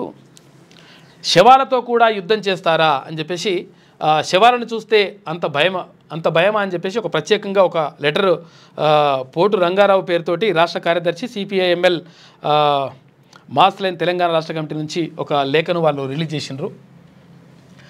మావోయిస్టు పార్టీ ప్రధాన కార్యదర్శి నంబాల కేశవరావు ఇతర తెలుగు రాష్ట్రాల నేతలు మే 21 నాడు జరిగిన ఎన్కౌంటర్లో మృతి చెంది 6 రోజులైన బంధువులకు వారి మృతదేహాలను అప్పగించకపోవడం కేంద్ర రాష్ట్ర బీజేపీ ఏపీ కూటమి ప్రభుత్వ పాస్టిస్ట్ దుర్మార్గానికి నిదర్శనమని, బీజేపీ టీడీపీ సర్కార్లు చచ్చిన శవాలను కూడా భయపడి శవాలతో యుద్ధం చేస్తున్నాయని సిపిఐ ఎంఎల్ మాస్లైన్ ప్రజాపంద కేంద్ర సహాయ కమిటీ సహాయ కార్యదర్శి తెలంగాణ రాష్ట్ర కార్యదర్శి పోటు రంగారావు దుయ్యబట్టారు. ఈరోజు ఖమ్మంలో నిర్వహించిన ప్రెస్ మీట్లో ఆయన మాట్లాడుతూ ఇప్పటికైనా మృతదేహాలను బంధువులకు అప్పగించాలని, అంత్యక్రియలు గౌరవప్రదంగా జరిగేలా చర్యలు తీసుకోవాలని, నిర్బంధం బెదిరింపులు ఆపాలని డిమాండ్ చేశారు. తెలుగు రాష్ట్రాలకు చెందిన వారి మృతదేహాలను అప్పగించడానికి 6 రోజులుగా ఆలస్యం చేయడంలో ఆనవాళ్లు సాక్ష్యాలను కనిపించకుండా చేసే కుట్ర జరిగిందని ఆరోపించారు.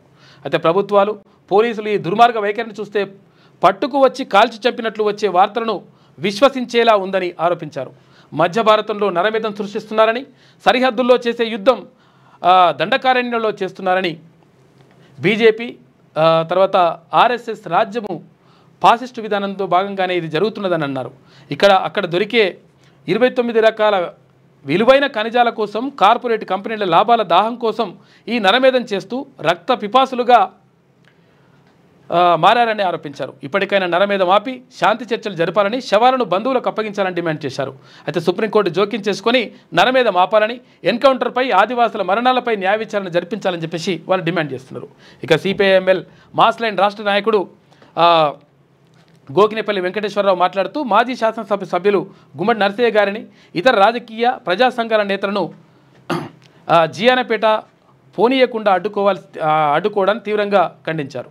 అయితే అలాగే జిల్లాలో రాష్ట్ర పోడు భూములకు ఇంకా అన్నింటికీ పట్టాలు ఇవ్వలేదని, అలాగే వారికి అన్ని రకాల రుణాలను సౌకర్యాలను కల్పించాలని డిమాండ్ చేశారు. ఈ విలేకరుల సమావేశంలో నాయకులు గుర్రం అచ్చయ్య, తర్వాత రావుల వెంకటేశ్వర్లు, గుండమల్ల రామయ్య, ఝాన్సీ, మలీద్ నాగేశ్వరరావు వీళ్ళందరూ కూడా పాల్గొన్నారంట. వాళ్ళు చాలా లేఖలు ఉన్నాయి. ఇంకో ఇక్కడ కూడా లేఖలు రాసిండ్రు. Communist party of India Maoist అని చెప్పేసి దండకారణ్య స్పెషల్ జోన్ కమిటీ నుంచి వచ్చేసింది. గుండేకోర్ వీరులకు విప్లవ వందనం అని చెప్పేసి ఇట్లా లేఖ రిలీజ్ అయింది మొన్న.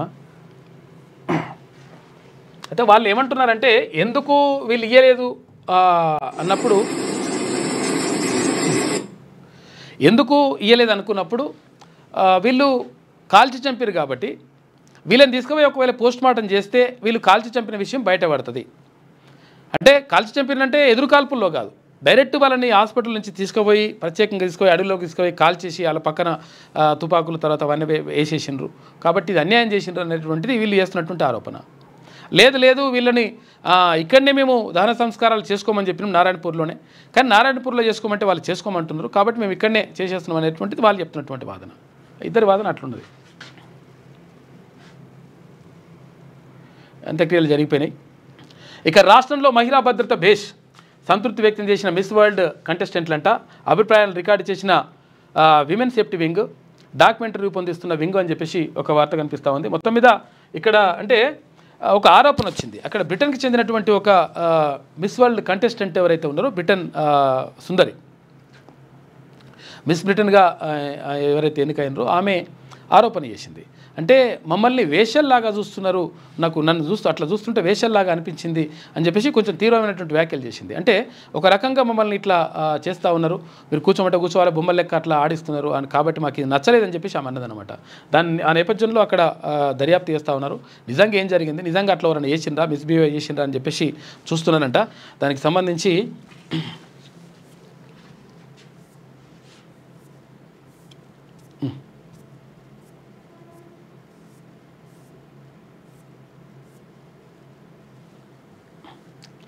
ఆ విజువల్స్ కూడా తెప్పించరు.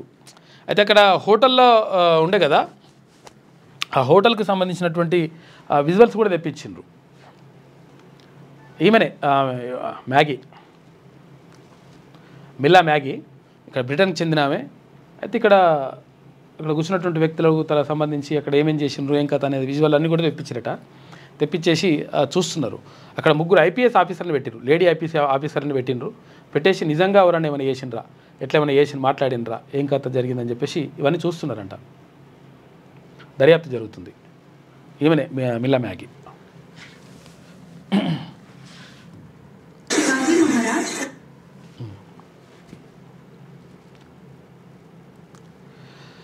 విషయం ఇట్లుంటే ఇక తీన్మార్ చూసుకుంటే ఎవరు మాట్లాడొద్దు కవిత ఎపిసోడ్పై కేసీఆర్ సూచనలు చేసిండట. బయటికి ఎవరు మాట్లాడలేదు సార్, అంతా గుసగుసలే పెడుతున్నారు, లోపల మాట్లాడుతున్నారట. అట్లయితుంది ఇట్లయితుంది అని చెప్పేసి మాట్లాడుకుంటారట వాళ్ళు. అరే ఇక్కడ కూడా ఉన్నాయి. ఇంకా పార్టీ మారిన ఎమ్మెల్యేలను పండబెట్టి తొక్కాలని చెప్పేసి కేటీ రామారావు అంటున్నాడు. మరి మీరు మార్చినప్పుడు 34 మందిని మీరు తీసుకుపోయి మొత్తం జైన్ చేసుకున్నప్పుడు మరి అప్పుడు ఎవరిని పండబెట్టి తొక్కేది ఉండే, ఎవరిని కసరు కక్కిచ్చేది ఉండే, దానికి కూడా మీరు సమాధానం చెప్తే మంచిగా ఉంటుండేమో. ఎందుకంటే అసలు యాక్చువల్గా ఈ వ్యాఖ్య చేయడానికి కారణం ఏంటి అంటే, అసలు యాక్చువల్గా అందరు అడుగుతుంది ఏంటి అంటే మీ చెల్లె దయ్యాలన్నది ఎవరిని, ఏం కథ, అసలు యాక్చువల్గా ఈ విషయం ఏమైంది, ఎందుకు లొల్లి అవుతుంది మీ లోపల, మీ పార్టీ లోపల లొల్లి ఎందుకు అవుతుందని చెప్పేసి అందరు అడుగుతుంటే ఆ విషయం పక్కకు పెట్టేసి ఈ విషయం ఎత్తుకుంటారు అనమాట. అట్లా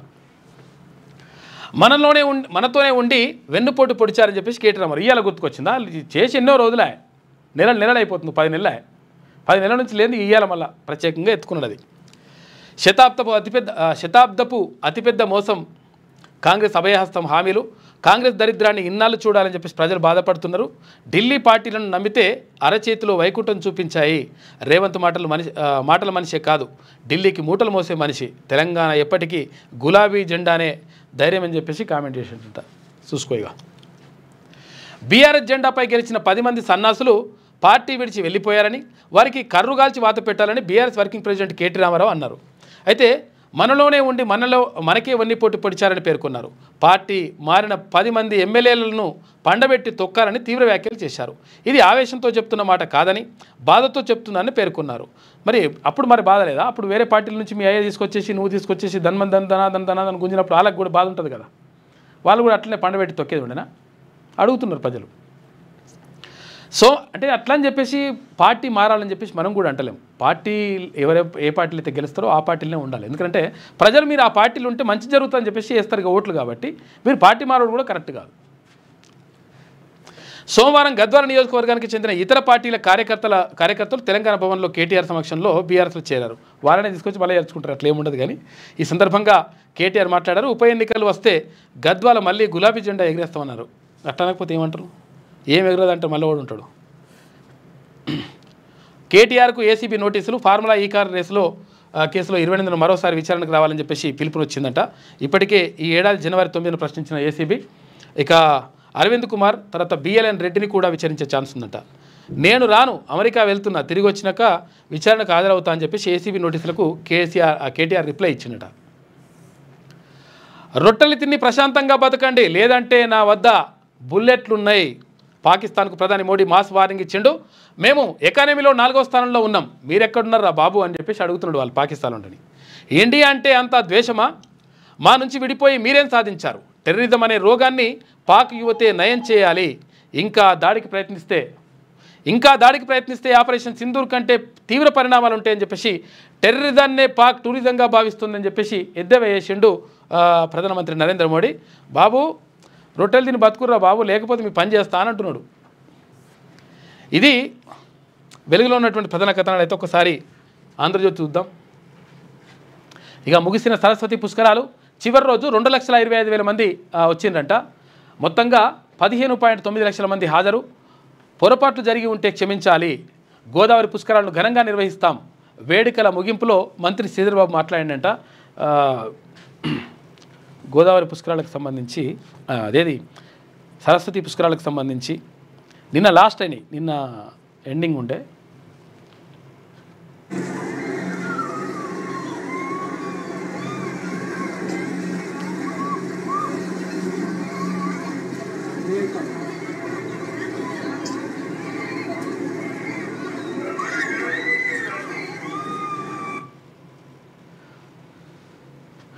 ముగిసిన నిన్న కంప్లీట్ అయిపోయినాయి. పుష్కర స్నానాలు చేశారు చాలామంది. 16 లక్షల మంది దాకా పాల్గొన్నారంట పుష్కరాల్లో.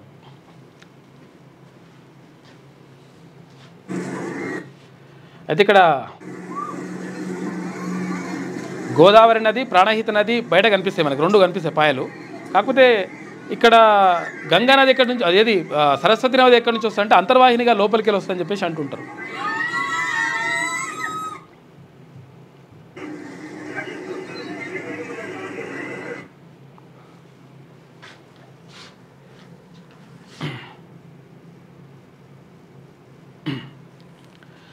ఇక ఎన్డీఏసీ నివేదికను తిరస్కరిస్తున్నాం.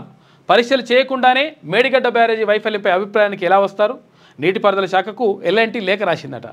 ఇక కాళేశ్వరంపై బాధ్యత అంతా కేసీఆర్దే. నాటి ఆర్థిక మంత్రిగా నా అభిప్రాయాలతో పని లేకుండానే బడ్జెట్ కేటాయింపులు. కమిషన్కు ఈ విషయాలే చెప్పామన్న ఈటల. ఇక 6న కాళేశ్వరం కమిషన్ ముందు హాజరవుతారంట. కాళేశ్వరం ప్రాజెక్టులోని మేడిగడ్డ బ్యారేజీ వైఫల్యంపై జాతీయ ఆనకట్టల భద్రతా సంస్థ ఎన్డీఎస్ఏ నివేదికను తిరస్కరిస్తున్నట్లు ఆ బ్యారేజీ నిర్మాణ సంస్థ ఎల్ఎన్టీ పిఈఎస్ జాయింట్ వెంచర్ ప్రకటించింది. అయితే మేడిగడ్డ బ్యారేజీపై ఎన్డీఎస్ఏ చేసిన పరిశీలనలు పరస్పర విరుద్ధంగా ఉన్నాయని పేర్కొంది. ఈ మేరకు నీటిపారుదల శాఖకు 24న సంచలన నివేదిక రాసింది. ఎన్డీఎస్ఏ నివేదికలోని ఎగ్జిక్యూటివ్ సమ్మరీలో ఇట్లంతా కూడా ఉన్నది. మరి కాబట్టి మీరు నివేదిక క్లియర్ కాకముందుకే నివేదిక ఎట్లిస్తారని చెప్పేసి అడుగుతుందట ఎల్ఎన్టీ.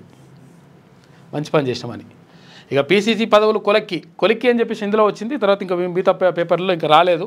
30 తారీఖు నాడు మళ్ళీ రావాలని చెప్పేసి ఇందులో పేపర్లో వచ్చింది. ఇక రాహుల్ స్ఫూర్తితోనే కులగణన తెలంగాణలో పారదర్శకంగా చేశాం. ఢిల్లీలో కాంగ్రెస్ ఓబీసీ రౌండ్ టేబుల్ సమావేశంలో మహేష్ కుమార్ గౌడ్ మాట్లాడాడు. ఏ క్షణమైనా ప్రకటనలు వెలువడే అవకాశం. రాహుల్ గాంధీతో కేసీ వేణుగోపాల్ మహేష్ కుమార్ భేటీ అయ్యాడు. ఇక మంత్రివర్గ విస్తరణపై జూన్ మొదటి వారంలో స్పష్టత. ఖర్గే లేకపోవడంతో మళ్లీ రావాలని అధిష్టానం సూచించిందంట. ఇక 30న మరోసారి ఢిల్లీకి ముఖ్యమంత్రి, పీసీసీ అధ్యక్షుడు. ఇక మంత్రివర్గ విస్తరణను త్వరగా ఆమోదించండి, బీసీలకు ప్రాధాన్యం ఇవ్వాలని చెప్పేసి రాహుల్ గాంధీకి మహేష్ కుమార్ గౌడ్ విజ్ఞప్తి చేసిండు. విజ్ఞప్తి చేయడంగా డిమాండ్ చేయాలి. ఎందుకంటే ఇప్పుడు తక్కువనే ఏంటంటే బీసీలకే. ఇంకా ఇప్పుడు 5 పోస్టులు ఇస్తే 5 పోస్టులు కూడా బీసీలకు ఇచ్చినా కానీ తప్పేం కాదు. ఇక కేటీఆర్కు మళ్ళీ శ్రీముఖమంట.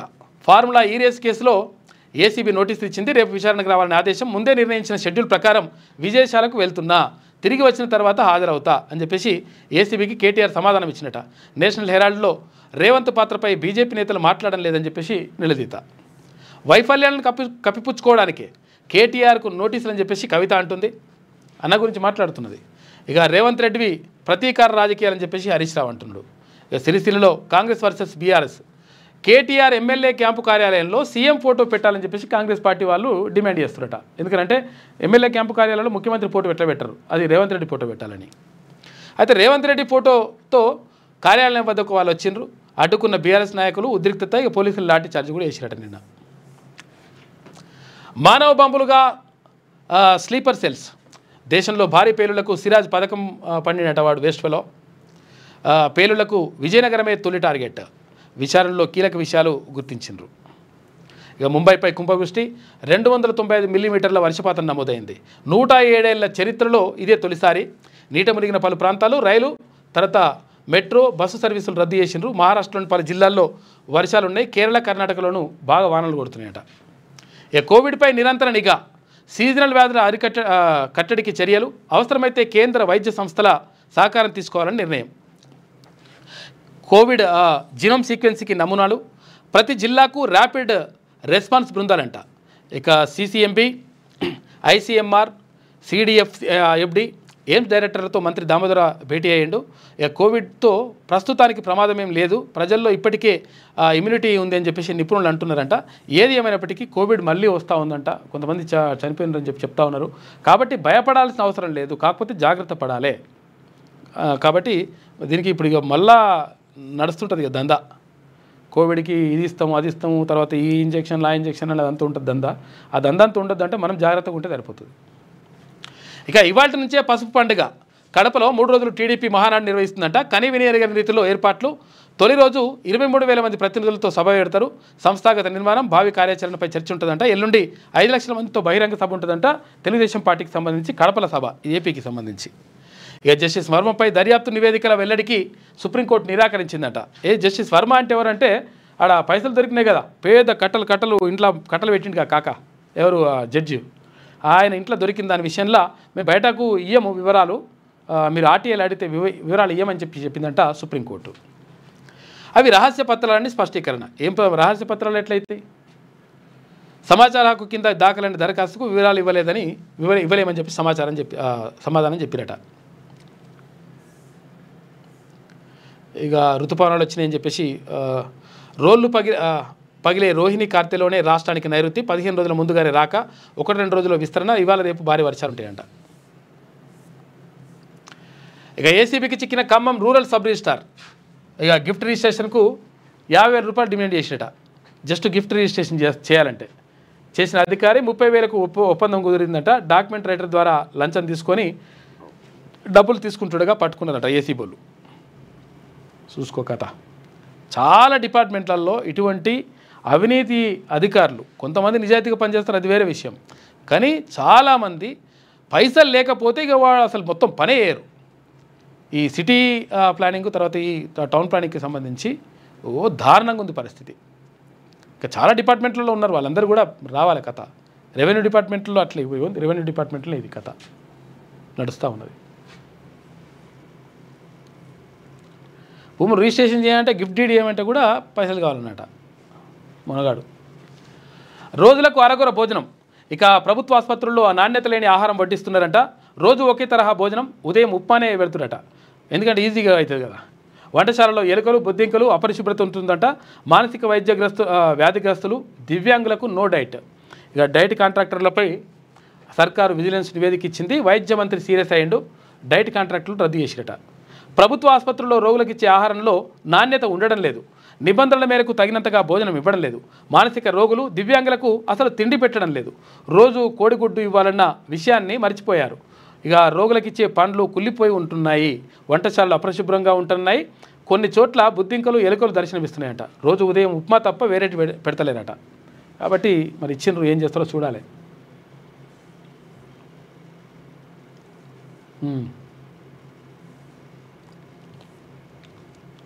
ఇక రాయబారం విఫలం, కవితతో ఫలించని కేసీఆర్ దూతల చర్చలు. ఇద్దరు వైరు అనుకున్నాం కదా, మరి ఫలించలేవంట. కేసీఆర్ ఆదేశాలతో కవిత నివాసానికి దామోదర్రావు, గండ్ర మోహన్ రావు 3 గంటల పాటు కొనసాగిన చర్చలు. పార్టీకి, కుటుంబానికి నష్టమంటూ వివరణ. ఫోన్లో మాట్లాడిన కేసీఆర్ తొందరపడొద్దని కుమార్తెకు సూచించిండట. పార్టీలో తన పరిస్థితి ఏమిటో ఇప్పుడే స్పష్టం చేయాలని చెప్పేసి పట్టుబడుతుందట కవిత.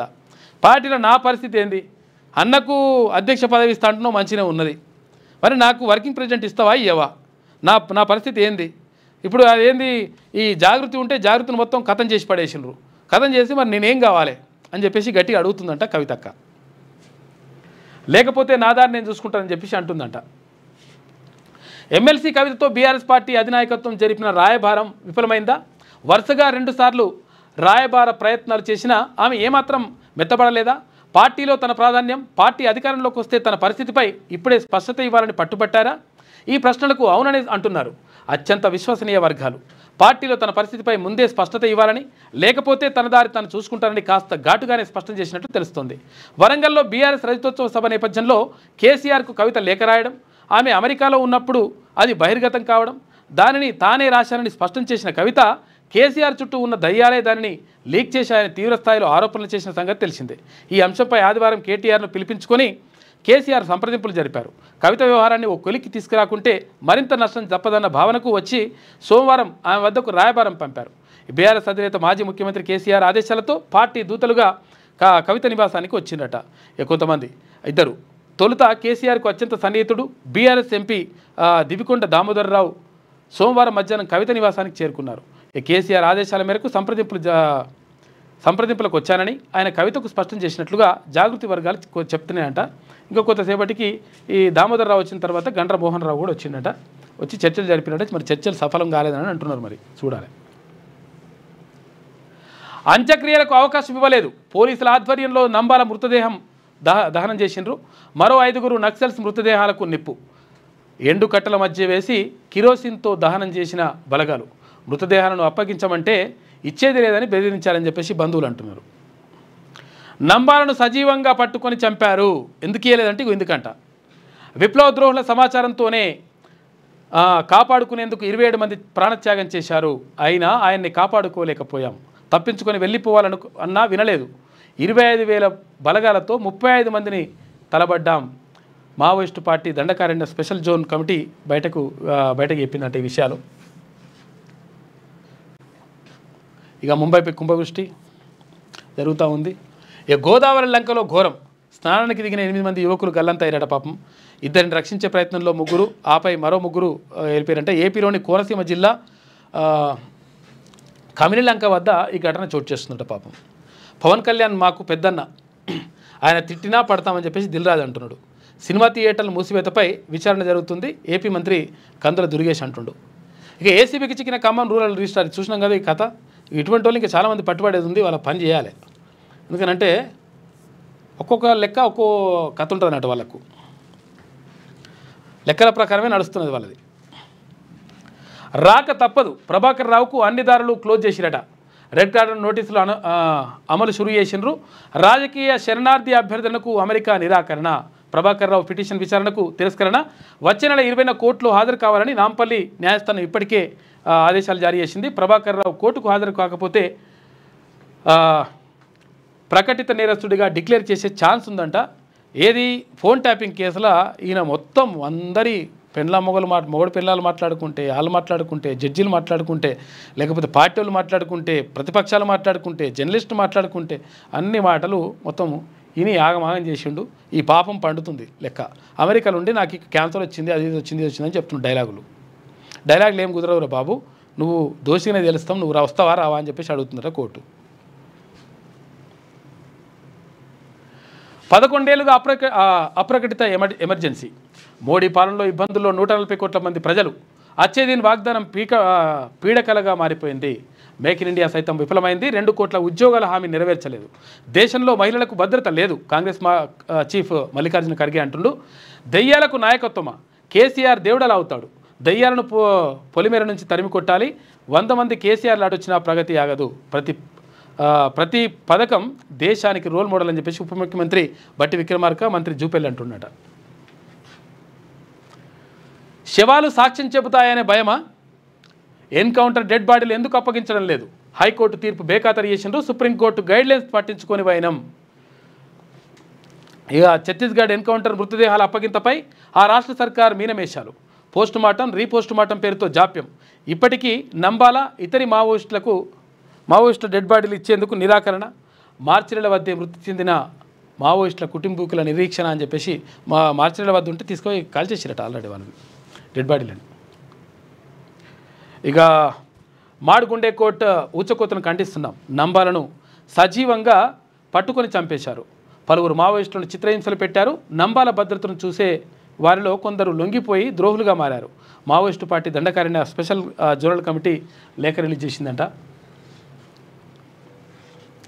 ఈ నెల 21న ఛత్తీస్గఢ్ రాష్ట్రం నారాయణపూర్ జిల్లా మాడ్ అడవి ప్రాంతంలో భద్రతా బలగాల చేతుల్లో ఎన్కౌంటర్ అయిన మావోయిస్టు పార్టీ ప్రధాన కార్యదర్శి నంబాల కేశవరావుతో పాటు మరికొంతమంది మావోయిస్టుల మృతదేహాలను ఆ రాష్ట్ర ప్రభుత్వం వారి కుటుంబ సభ్యులకు అప్పగించకపోవడంపై విమర్శలు వెల్లువెత్తుతున్నాయి. ఈ అంశంలో రాష్ట్ర ప్రభుత్వం వ్యవహరిస్తున్న తీరుపై మృతి చెందిన మావోయిస్టుల కుటుంబ సభ్యులు, హక్కుల సంఘాల నేతలు మొత్తం కూడా నినదిస్తున్నారు. వాళ్ళు రోడ్డుపైకి వచ్చేసిండ్రు మొత్తం.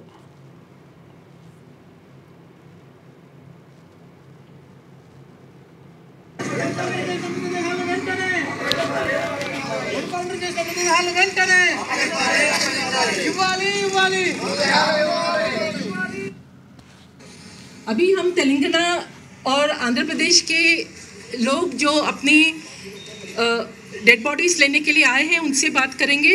हम नारायणपुर जिला के अस्पताल में हम लोग सब खड़े हुए हैं. आप तेलुगु में ही बात करिए. 21వ తేదీన వచ్చాం. నిన్న హైకోర్టు ఆర్డర్ ఇచ్చిన తర్వాత వచ్చామండి. వచ్చి మార్నింగ్ 7కి వస్తే పోలీస్ స్టేషన్కి వెళ్ళమన్నారు. పోలీస్ స్టేషన్కి వెళ్తే హాస్పిటల్ అన్నారు. హాస్పిటల్ నుంచి మళ్ళీ పోలీస్ స్టేషన్ అన్నారు. అలా తిప్పుతూ ఉన్నారు. ఇక్కడికి వచ్చాక చేస్తాం ఈ పేపర్స్ లేవు, అవి లేవు, పై వాళ్ళకి చెప్పాలి, ఆర్డర్ రావాలి. మాది జాండ్రపేట చీరాల మండలం बापटला जिला मधु नामक से एक एनकाउंटर हुआ है. वो हमारा सन है. బాడీని తీసుకుపోవడానికి మేము 4 రోజులైంది వచ్చి. మేము అక్కడ చీరాల్లో పోలీస్ స్టేషన్లో కూడా వాళ్ళ సంతకాలు పెట్టించుకొని ఎంఆర్ఓ గారి సంతకాలు పెట్టించుకొని అట్లా వచ్చినాం కానీ వచ్చిన వాళ్ళకి ఇవ్వలేదని చెప్పేసి కుటుంబ సభ్యులు ఆరోపిస్తున్నారు.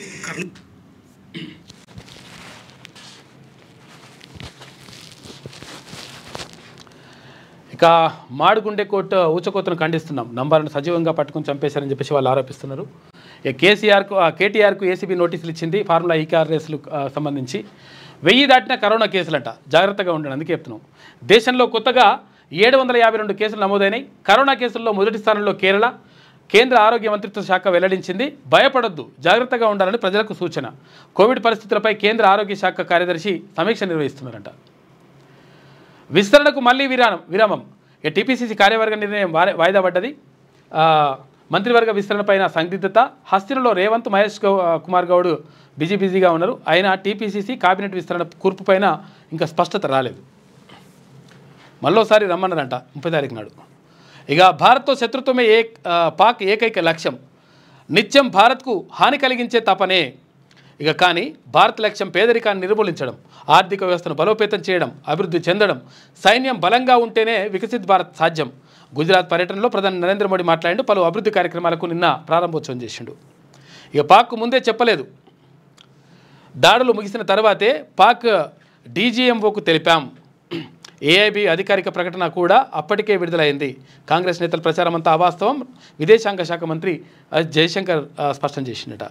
ఇక జ్యోతి మల్హోత్రాకు 14 రోజులు ఇందాకుండా వెస్ట్ ఫెలో 14 రోజుల జ్యుడిషియల్ కస్టడీ విధించినట హర్యానాలోని హిస్సార్ కోర్టు ఆదేశాలు జారీ చేసింది.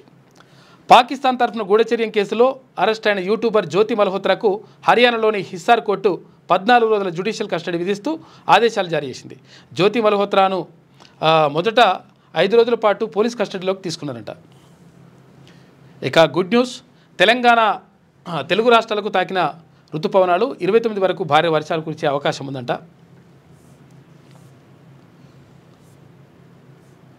ఇంతేనా?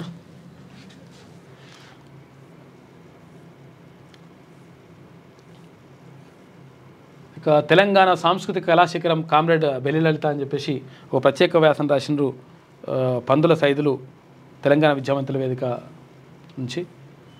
ఇక నేటి మాట చూసుకుంటే, గుక్క పెట్టి ఏడవడానికి కన్నీళ్లు లేవు, మా గురించి కథలు లేవు, గాథలు లేవు, సంక్లిష్టమైన భావోద్వేగాలు, అంతుచిక్కని ఆలోచనలు, చాలా కాలంగా కోల్పోయిన కోరికలు, నిరుద్యోగుల నిశ్చల నేత్రాలను చూడు, స్తంభించిన విశేష స్వప్నాలు కనిపిస్తాయి. నిరుద్యోగుల కోరికలు రేసు గుర్రాలై పరిగెత్తుతాయి. ఉద్యోగుల కోసం కలవగనడం మానేశాం. కాయ కష్టం చేసి కడుపు నింపుకునే అలవాటు చేసుకున్నాం. పరిశ్రమలు లేవు, పెట్టుబడులు లేవు, అంతా నాయకుల నాటకాలు. సాంప్రదాయ వృత్తులు నాశనమైపోయాయి. వ్యవసాయం గిట్టుబాటు కాక దాని అనుబంధ వృత్తులు కూడా చతికిలబడ్డాయి. పల్లెల నుంచి పట్టణాల వరకు వలసెళ్తున్నారు.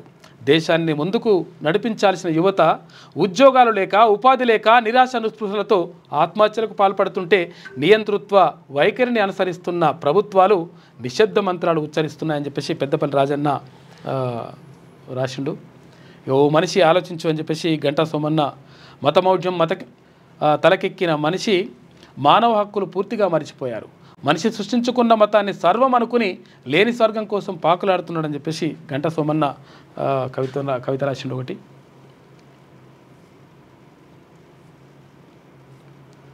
ఇది శనార్థిలో ఉన్నటువంటి ప్రధాన కథనాలు. అయితే ఒకసారి సాక్షి చూద్దాం.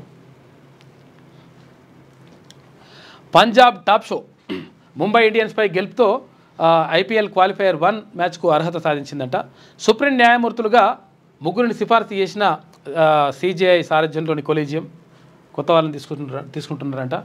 ఏపీలో దళిత మైనార్టీల ఆత్మగౌరవంపై బాబు సర్కార్ బూటు దెబ్బ అని చెప్పేసి ఇన్నేదో ఉన్నట్టుంది. ఇది కుదరని ఏకాభిప్రాయం. కేబినెట్ విస్తరణ మరోసారి వాయిదా పడ్డది. కేసీ వేణుగోపాల్ తర్వాత మహేష్ గౌడ్తోనే రాహుల్ చర్చలు జరిపిండట. మాకరణకు చెంపదెబ్బ అని చెప్పేసి ఒక వార్త. సాగుకు దన్నుగా ప్రభుత్వం బ్యాంకులు. 2024-25లో 84,610 కోట్ల రూపాయలు ఇచ్చిన ప్రభుత్వ రంగ బ్యాంకులు అని చెప్పేసి ఒక వార్త కనిపిస్తూ ఉంది.